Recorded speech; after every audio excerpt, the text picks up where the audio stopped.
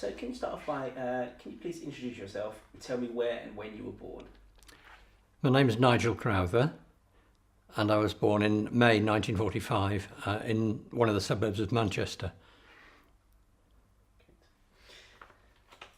So can you tell me a little bit about your family's life in Britain before they came to Australia? So things like schooling, parents' occupations. As for our background, yes, we lived 5 miles out of Manchester in an area called Swinton.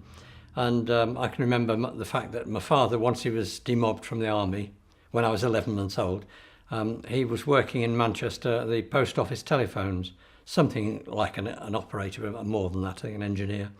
And my mother had worked in Burton's tailoring, a factory up the road, but from the time I remember her, she was home with me and then my brother. I went to school, the infant school in Moorside, an area locally to there. My brother didn't get it, he was only born in 49, so he was just a baby. And we moved house once within the area, and then the decision had been made to emigrate. And I think it was to go, my father was going to work for post office telephones in Melbourne. And it was a good thing, it was supposed to be a land of opportunity. And that's what it proved to be, so it was a good move.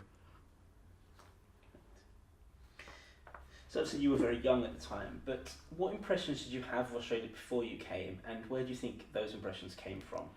I didn't have many really. All I knew was that it was another country and it was a long way away. People said, "Oh, that's a very long way away," and Dad said it was. I remember him saying it was something like 12 or 13,000 miles. Yeah. That was actually